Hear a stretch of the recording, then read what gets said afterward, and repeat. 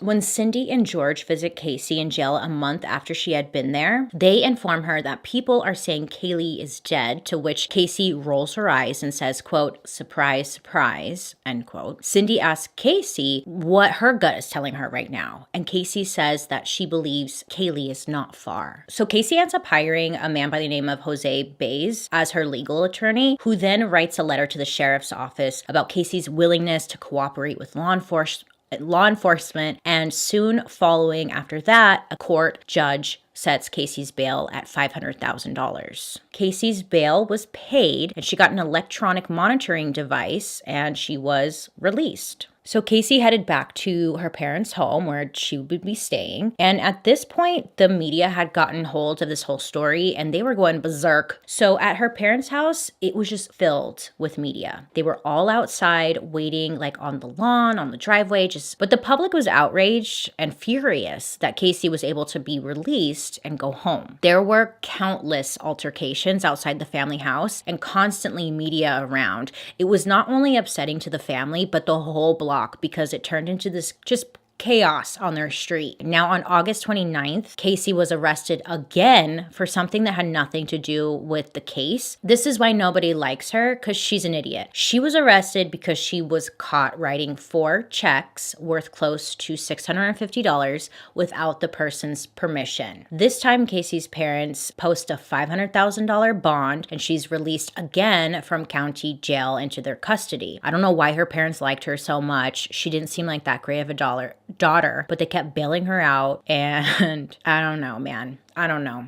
Now what? On December 11th, 2008, less than a mile from the Anthony family home, a utility meter reader was out working, and he was about 20 feet off of the road. He saw what seemed to be a skull. He poked at it with a stick and then realized that it was indeed like a real skull, and he calls 911. The man who found the remains had tried to report these findings to police 3 different times. He found it a couple months prior, and when he had called about it, someone needs to check this out, he wasn't taken seriously and was told that someone was going out to the area to check it out, but nothing ever came from it. So that's when he went out there himself, like up close to it, and again called 911. So this time a team goes out there and they find the remains. They find the skull. They find, they find a skull, and the skull had duct tape on it. And nearby was a bag which included the rest of the bones, and then a baby blanket with Winnie the Pooh and Piglet on it was in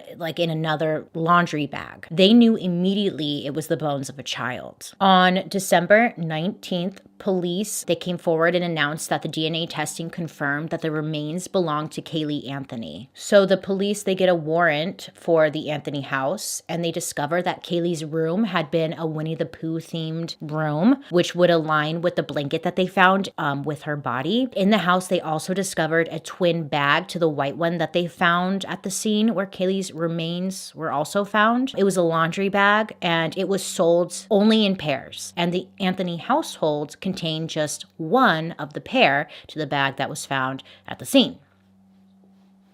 These 2 very specific items made it clear whoever killed Kaylee, whoever it was, we just may never know, was not a stranger and would have had access to the family home. Casey now was being charged with 1st-degree murder. Now, if any of you remember this, because I remember when it was all over the news, you could not avoid this story because it was like, what the heck? Ooh, it was bad. It really took a toll on the family, though. It seemed like, this is an opinion, but based off the facts I presented, it seems like Cindy, she was like ride or die for Casey, and she was not going to let her spend the rest of her life in prison and take responsibility for what she had done. Meanwhile, George, Casey's father, he wasn't taking it so well. He seemed to be the only one in the household with a level head. He knew that Casey was responsible for it. When he would bring it up to his wife, Cindy, she would tell him no, like she just didn't want to admit the truth. The media is just ripping apart this family. People were just being very nasty towards their parents. Cindy may have deserved it, but poor George, he really didn't. Anywho, but in January of 2009, George, he wasn't doing well, and he was staying in a hotel, and he was mixing drugs and alcohol, and someone had called the police to do a wellness check, and that's when police found him in a hotel, not doing well. Like, he tried to kill himself. Yeah, I guess that's what he was doing, because he wrote a lengthy suicide note that he seemed to have written like on the hotel piece of paper, and he ended it with, quote, "Kaylee, here I come." He seemed to be taking it the hardest, and it's just sad. He got to a point where he just wanted to end it because he just couldn't take it anymore. Anyways, but they found him, and he was safe, but that happened. May 24th, 2011, the trial begins.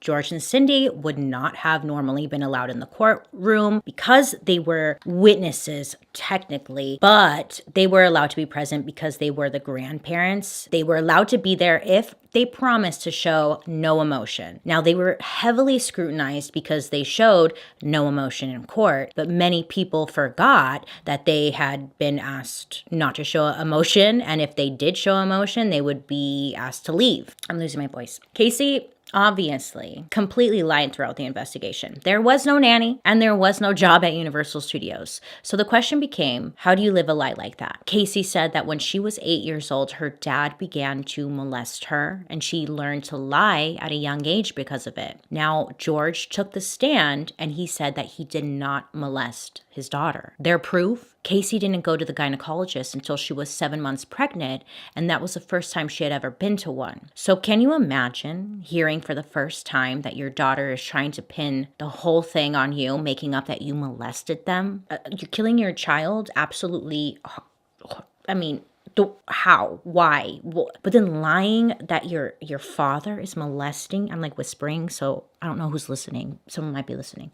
But the fact that you lie that your father molested you, I don't know how she could sit there and say that. And her father is watching, like, this is new news to me. Gosh, it's just absolutely disgusting. Did I tell you I hate her? Because I really do. I don't support hitting or beating your kids at all, but if I watched my grown-ass adult child lying on the stand like that, I'd beat her ass.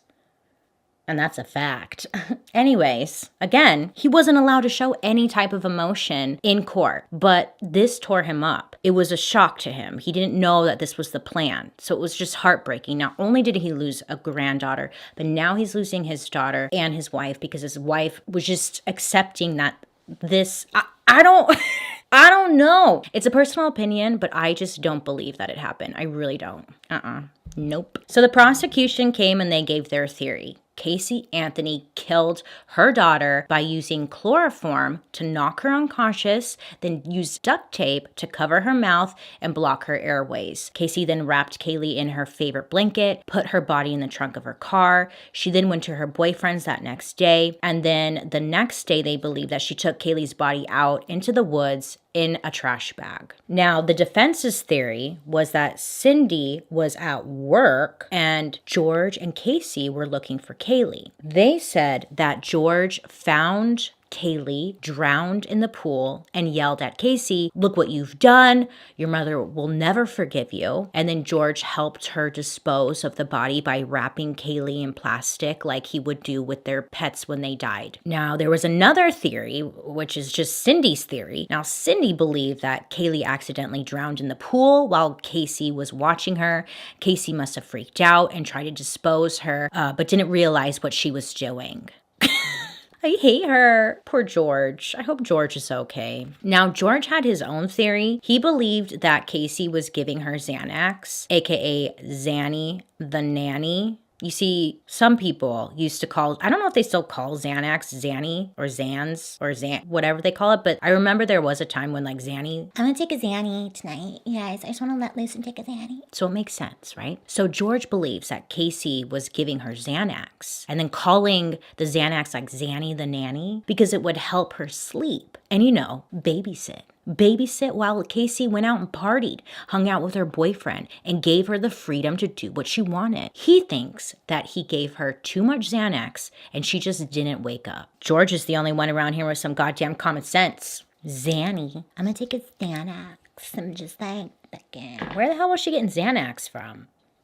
DJ boyfriend, I bet you. I think there was another theory out there by like the media and just speculation, and I could see this kind of being true. I think she was probably using chloroform to knock Kaylee out, and then maybe but I don't understand why she put duct tape around her. It's one thing to knock your kid out with chloroform to go out, I guess, okay, but then to like duct tape, I got so many questions and no answers, okay? So, the Casey Anthony trial was a shit show. I mean, Casey's team was blaming anyone and everyone for what happened to Kaylee. It was messy. It was petty. Anyone with brain cells who was watching the trial, paying attention, knew it was Casey. Jurors were talking about the case outside of court, which is a huge nay-nay. Okay, you don't do that. But one juror was selling information to an online blogger. For some reason, Casey's team was going hard trying to point the finger at her father and include him somehow. Like she really had something against her dad. It was really sad. There was nothing tying him to the crime, but it turned into a circus and facts were getting confused with opinions because Casey's team was just pointing the finger. So then the trial, it focused on things that didn't matter for far too long. They weren't even looking at facts anymore. It was just trying to clear the father's name, trying to disprove everything that Casey's team's throwing at them. It was a mess. The trial, it goes on for a very long time. And on July 5th, after about 10 hours of deliberation, the jury comes back and they have an answer.